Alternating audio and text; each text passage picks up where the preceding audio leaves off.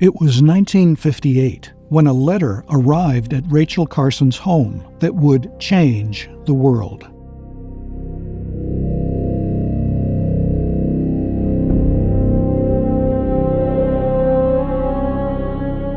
The letter was from her friend Olga Huckins, in Massachusetts. State officials had sprayed DDT over her bird sanctuary, claiming it would protect against mosquitoes. The next morning, Olga found 7 dead songbirds on her lawn. Carson was 51, a marine biologist known for her clear poetic writing about the sea. She had no wish to take on a public fight, but Huckins' letter stayed with her. She began asking quiet questions, expecting that she would write a short magazine piece. Instead, she uncovered evidence that would consume the next 4 years of her life and put her in the crosshairs of some of America's most powerful corporations. What she found was worrying: a chemical industry selling progress while poisoning the systems that sustain life. DDT and other pesticides weren't just killing insects. They were building up in the soil, in water, and in the bodies of birds, fish, and people. The robin's cheerful song was vanishing from American suburbs. Rachel faced a difficult choice: return to her comfortable work on tide pools and sea creatures, or confront the companies behind this damage. She chose the harder path. The industry struck back.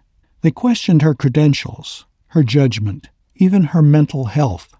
One spokesman called her work the grossest distortions of the actual facts.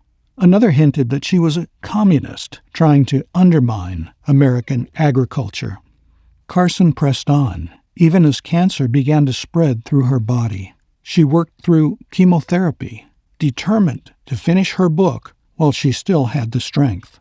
Her research was meticulous. She consulted hundreds of scientists, read thousands of studies, and built an argument that could withstand the fiercest of attacks.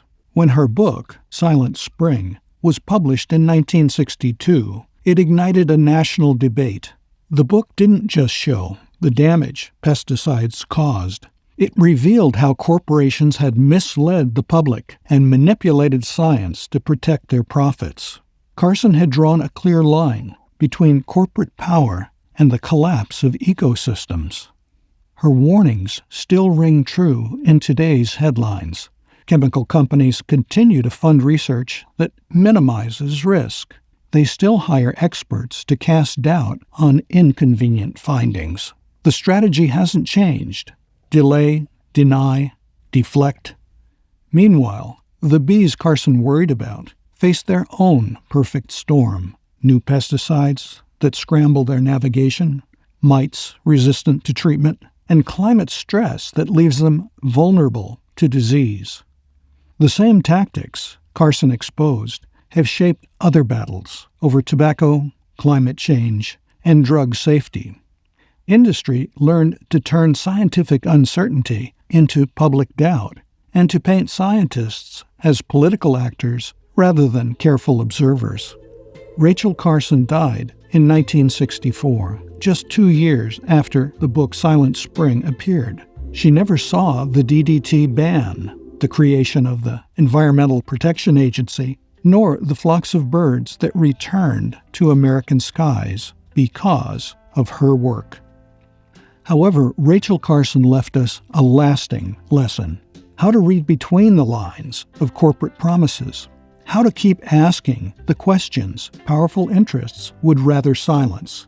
In a time when science itself is under attack, her example endures, a reminder that patient observation and clear evidence remain our surest guides for understanding the world.